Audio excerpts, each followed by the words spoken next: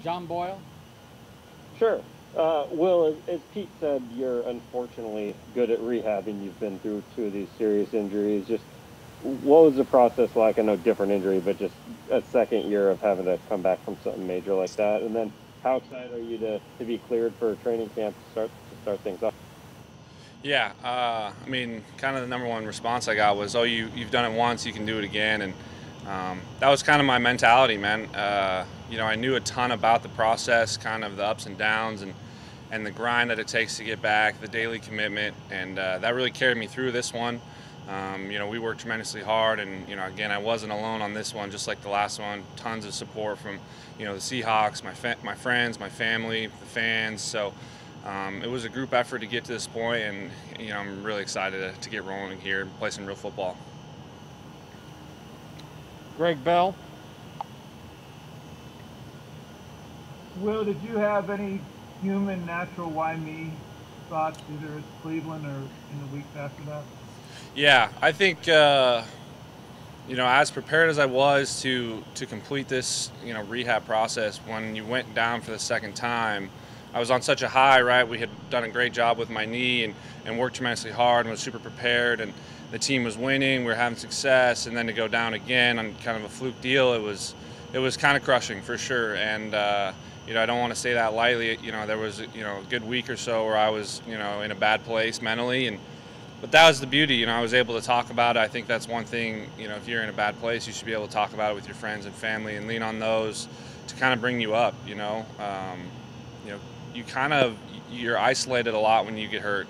You're removed from your team, your environment that you're so used to. You're not allowed to exercise to kind of stress relieve, and it's hard emotionally. But that's one thing. If you're able to talk about it and work through those things with those close around you, it helps a ton. Did you go home to Montana to do that talk? No, so I had surgery here in Seattle, and that was the cool thing about this one was my teammates really picked me up. Last year I went home to my family, and they were great, and obviously they were great this round too. But just the relationships I've built in Seattle, how much they mean to me. Everyone was there for me, man, giving me support, telling me I could do it, and just encouraging me to stay strong and be positive. And it was hard to stay in the dumps when you had that much support, and kind of once we got the ball rolling, it was kind of going to work mode, and the surgery was really successful, as you kind of all heard. And then it was just my job to get back and prove those people right that were counting on me to get back. Corbin Smith? I will. I know that you didn't get to have any off-season workouts with your new teammates and were just on Zoom, but now you finally have 5 practices in.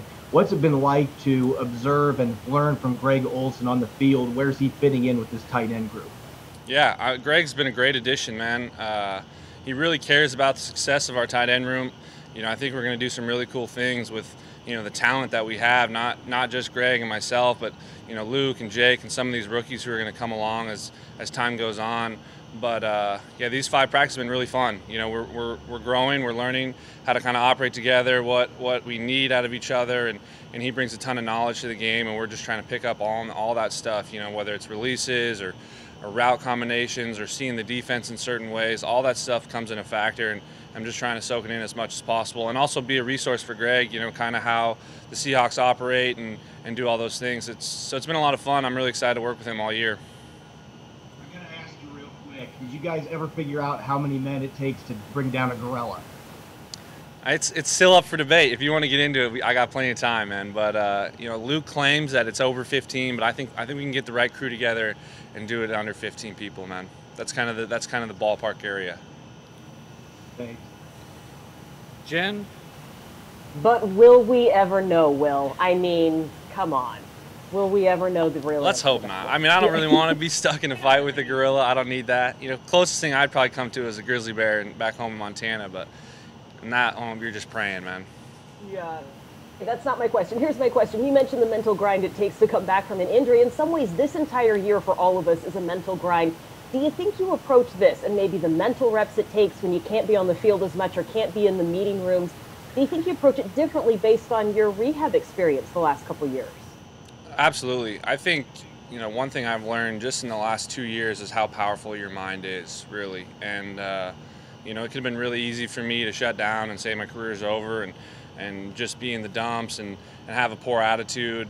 But if you take that and flip it on its head and say, you know what, this happened, I'm going to do what I can to get back to do the thing that I love, and I'm going to have a great attitude no matter what I'm doing, you know what I mean?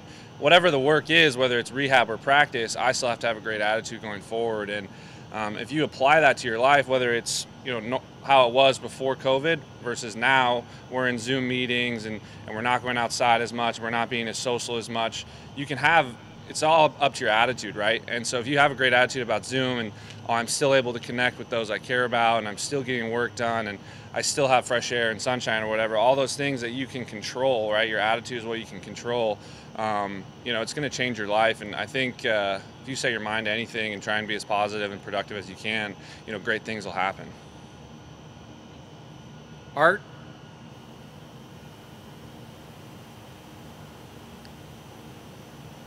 Unmute. Will, this is a little off topic, but have you been in touch with any of the players in the We Are United movement in the Pac-12? Have you followed the story? And if so, what are your thoughts about players increasing their leverage and trying to control a little bit of their fates in college football? Yeah, I've offered support, just saying, hey, this is amazing what you're doing. I think, it's a unique time to be doing it, but I think it's the right time, right? They have a ton of time to organize and move forward, and you can kind of see what college football brings to communities, not only the school and the profits that they bring to the school, but just the community as well, bars, restaurants, local shops and whatnot. Those businesses are counting on college football happening, and to not give the players kind of their due, what they bring, isn't right. And so I completely support the movement. I hope it's done, properly, correctly. I think there's a lot of different ways, unique ways to approach it. But, I think it's going to be really positive moving forward. And did you agree with the Pac-12 decision on not playing in 2020? I think so. I think, there was a lack of planning maybe. I wasn't really in those conversations, but you have to protect the students, and it's not fair if campus is closed, right?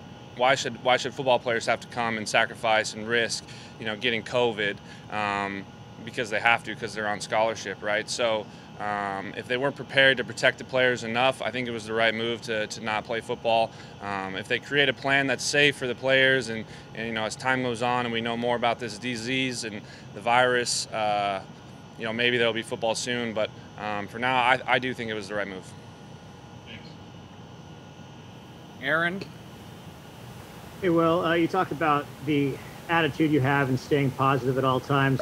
Where did that mindset come from? Was it advice from somebody? And how do you work on it? Because obviously it's a great philosophy, but it's not easy to keep on a day-to-day basis. It kind of get monotonous. Do you meditate? Is there yoga, or is there any other things that help you keep that focus? Yeah, sure. I've read a lot of books. The Slide Edge.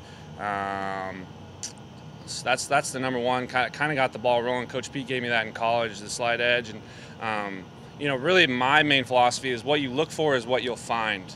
And so if you go out and you're looking for this thing, right, more than likely you're going to find that thing. So if it's a bad attitude, you're going to find a not fun day. Whereas if you're looking for, I'm going to make the most out of this day no matter what I have, more than likely that's going to happen. So what you look for is what you find. If I want to be a great football player, I'm looking for those opportunities to be great. I'm looking for opportunities to learn about the game, to improve my body, all those type of things. So it's not necessarily just being about being positive, but it's about what you're looking for. And so if you can have that daily approach, I think meditation is great. Starting your day with a meditation, just calm yourself, be still, and then focus on what you want out of that day. It's a great approach. And then finding joy, right?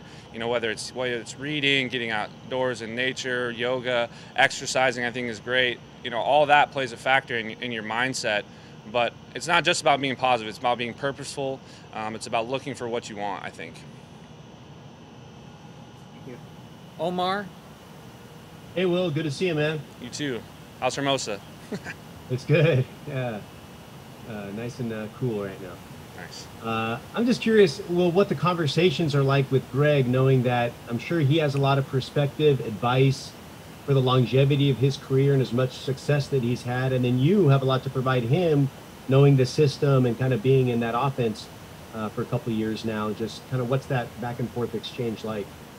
Yeah, I think, I'm definitely a lead by example kind of guy. And so I'm just going to try and show the right way to do things. And then Greg is also very similar, right? So Greg shows up an hour early and gets his body warmed up, and he stays late, and he's watching film, and he's seeing all these things. And then I think now Greg's at the point in his career where he's able to vocalize that, hey, do this, I'm seeing this, the corners are jamming quite a bit, you should think about this. So it's going to be unique when the game comes around, but all those conversations are had, and whether it's verbal or nonverbal, you just try and pay attention and learn. And that stems to all the leaders kind of the Seahawks bring in, right? Bobby and Russ and how they operate. It's top down, it's first class. Thanks, Will. Brady? Hey, Will. Which rehab do you think was harder, and in what ways were your rehabs different? Yeah, I would probably say the knee was harder. More scar tissue to work through. I think the month of January we had to get the range of motion back, and anyone who has surgery knows that getting range of motion back is not the funnest. It's pretty painful, and a lot of scar tissue to battle there. So there was some hard days, getting that back. And then the Achilles was really different in the sense that it was a lot of patience, right? We had a really successful surgery, and kind of, the mentality initially was don't mess it up, right? Don't slip and fall and put weight on it to, re-tear it. So it was a lot of, wait and don't mess it up, let it heal. And then it was just a grind mode. I think both of them, you enter a state where it's just daily and it adds up, it stacks up and compounds. And once you have that, then they're pretty similar. But kind of the initial approaches of, the knee was challenging to get the scar tissue, and then the Achilles was, kind of a patience game, and definitely more mentally tough. I think the Achilles one was because of that patience, and I wanted to work, but it was, just relax and heal, and it was definitely challenging. And one more, this is just a very general question, but what do you think makes Russell Wilson? His consistency. I think you see it day in and day out in his approach to practice, and he's kind of adopted that, Super Bowl mentality every day, every game, and that's what makes him great. He doesn't take mental days off. He works his tail off, and it shows. Bob? Yeah, hey, Will. I was just going to ask, was there a specific day that you can remember, or a time period or a workout or something like that during the recovery from the Achilles when you really felt like, yeah, this is going to happen, I am going to be able to get back on the field this year? I think it's a combination of days. I think anytime you're going through rehab, you have to do things that makes you uncomfortable, and then once you do those things, you have confidence moving forward. So it's a combination of days, right? Okay, I can do a single leg calf raise. I can do that. I can do multiple. And then, without pain. So that was the beauty of that one. And then it's running. It's, I feel good doing this. I feel good cutting, lifting, weights that I was lifting previous. All that stems to confidence moving forward. And then, kind of the second gear, I call it, is when you're back to normal, right? I'm walking, I'm playing golf, I'm able to go hiking, normal stuff. You have to switch into second gear to get to that elite level again, and that comes from preparation and running, being able to run the routes that I know they're going to ask of me, and being able to block and do all that stuff. So it's just a combination of the whole thing, and taking it slow, and just trusting that, even though I'm not here right now, if I do the things, I'm going to get there as long as I keep stacking days. You did most of your rehab in Southern California? Yeah, yep. So me and Penny were with John Meyer in LA. Spent a good amount of time in there, and it was kind of nice, quarantine, because I was just started running, and I was able to just go to a random park. All the turf parks were closed, so I went to this janky park and ran on grass, and but that's what it is. It's just 45 minutes a day and running and getting better. And by the time it opened up, we were running on turf and we were rocking and rolling. Great, thank you. Joe? Will, how much do you maybe discuss or look forward to the two tight end sets with you and Greg, and then Tyler and DK out wide. It seems like a pretty potent passing attack, and is that something that you look forward to this season? Yeah, I think Shotty's got a good problem ahead. I mean, just the weapons that Russ has, just trying to be available for him, and whether it's 11 or 12 personnel, I think we can do some really creative things, not only just running the ball, helping Chris get yards, but spreading them out too. So I'm excited to see what Shotty comes up with. I'm ready to go, and it's gonna be a fun year for the offense. John Boyle. Yeah, Will, you kind of touched on the tight end, just that whole group earlier. How excited are you about this group in terms of the versatility? It seems like you got a lot of sort of different styles of guys who can do different things. Yeah, we each have our own strength, and I think that's kind of what we're using this time right now in the build-up phase of, okay, what is each guy's strength? Luke, Jake, Greg, and myself, we all have our own unique abilities, but we're also able to do the same things, right? We're all able to block and catch the football, and that's a really dangerous combination when you put together a tight end room. So, we're going to be able to move pieces around. I think it's going to make it really challenging for defense, and I'm excited to see what this room can do. I think it's going to be a special year. Masvita. Hey, Will, what was it like putting on pads for the first time? I mean, just what were you present to? Yeah, it was like Christmas morning, man. I was excited to go hit somebody again, and it just really shows that you love the game. When you put those pads on for the first time, and if you're not excited to put pads on, you shouldn't be playing anymore. So I threw the pads on. I had a ton of energy and was just trying to make every rep that I could count, and kind of let it loose again. And is there a sense of relief that you did put on the pads, and like you said, you let it go? Yeah. Yeah, again, I had a ton of confidence from rehab, and so there was never this fear of, I don't know if I'm ready to put pads on. So it was more of just the excitement, right? I'm putting pads on again. I'm playing the sport. I've worked my tail off. There was a bit of, celebration in my mind that, kind of when you go through rehab, you have to celebrate the little moments, and that was definitely one of them. But there wasn't this anxiety or fear that I had to get over. It was excitement to get back to doing the thing that I love. Thanks. Last question, Greg. Thanks, Dave. The Slight Edge book you mentioned that Pete gave to you, I'm trying to get the circumstances. You were still at UW, and did he come by for a workout, or how did you link up? Yeah, so that's kind of his book. The Slight Edge is all about compound interests, and it can either work for you or against you, and kind of the message of the book is, a burger and a milkshake's not going to kill you today, but if you keep making that decision over and over and over again, eventually, you might have a heart attack because it's not healthy food, right? So so that's working against you. But if you stack compound interest for you, right? You're reading 10 pages a day. You're getting enough sleep. You're drinking water. You're enjoying life. You're building relationships, and you use compound interest daily.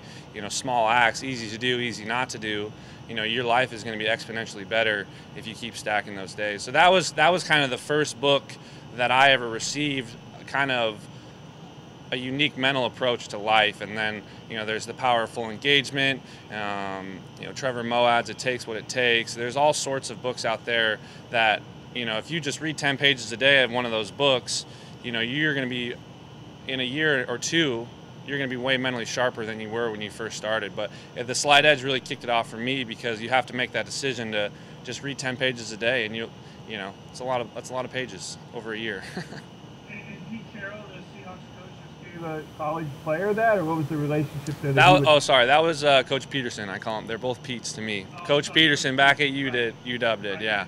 But these guys, they gave us the coffee bean is what they gave us, and I was all about it. The coffee bean was about, don't let the environment change you. It talked about a carrot, an egg, and a coffee bean. And the carrot, when you put it in hot water, it mushes. It lets the environment, make it soft. And then the egg hardens, right? Hard-boiled egg. And when the environment's tough, and you kind of protect yourself and you harden. And then the last one's a coffee bean. And when you boil coffee bean, it creates coffee, right? And so from the inside out, you're changing the environment, not letting the environment change you. So that was a really fun one for me. I kind of am a nerd for those kind of books, but I'm searching for more. So if you have any recommendations, hit me up.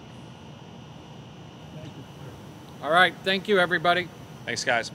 Thanks, Will. Thank you.